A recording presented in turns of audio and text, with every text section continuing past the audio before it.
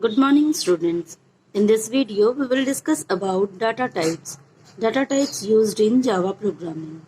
So first of all, what do you mean by data type?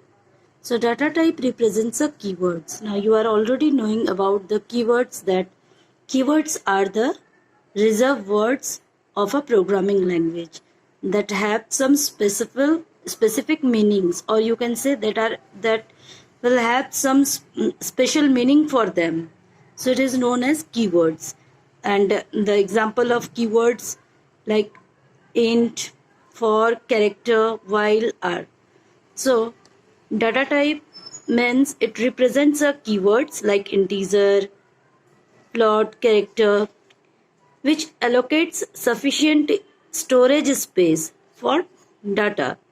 So basically we are using the data types to represent keywords, and keywords allocates some amount of memory for the data. Now we will discuss about primitive or simple data type. So the primitive data types are predefined data types of Java. It allows to store only one value at a time. Like if you will write int a is equals to 1, so it means a's value is 1. So it is allowing to store only one value at a time. The value may change in the program based on the logic. Like if we will write there if a is less than this, or if certain process is there, and if you will write that a plus plus means a's value will be increased, then it will take the value of a according to the logic of the program. So it is written that the value may change in the program based on the logic of the program. The Java programming language is strongly typed. It is the word here. You also need to use it, strongly typed. So strongly typed means it is variable must be declared before they can be used. Like here, if we will take the variable a, and if we are initializing it, a is equals to 1, but then before using it we have to declare its data type. So it is integer.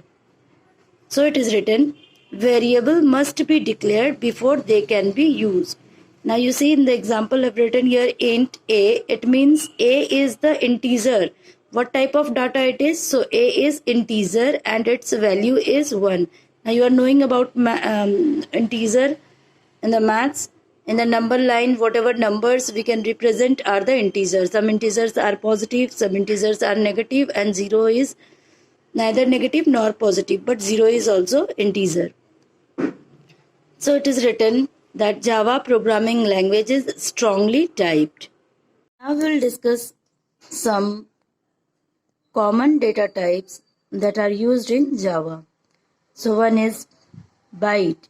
The byte data type variable is an 8-bit integer that can store a minimum value of -128 and a maximum value of 127.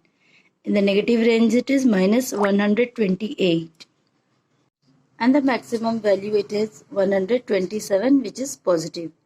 So including 0 in between, so it is 127. And the next one is short.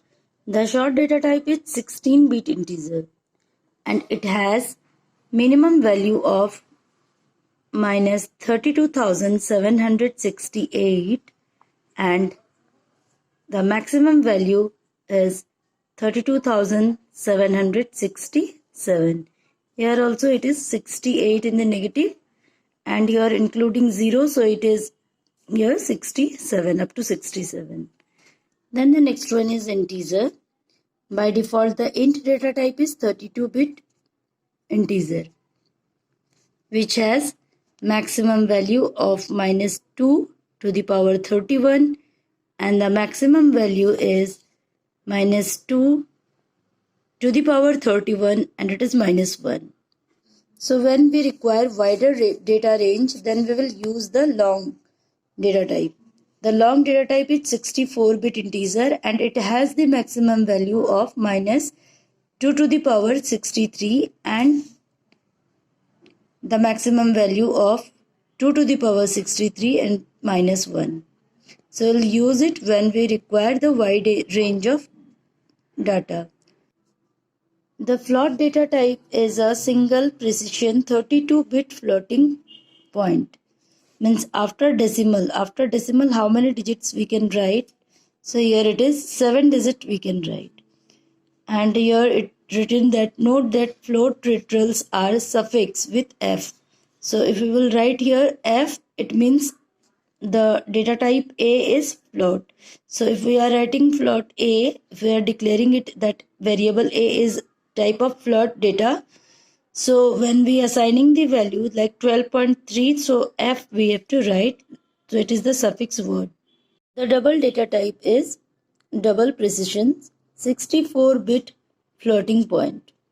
It can have 15 digits of precision in the decimal part of the number.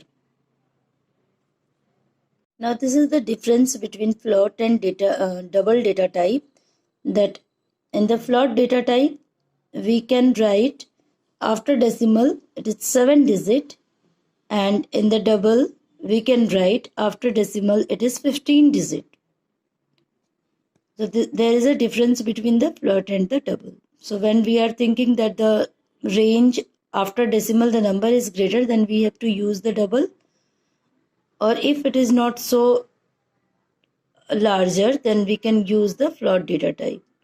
And the floating data type using the suffix F, and for double we are not using that.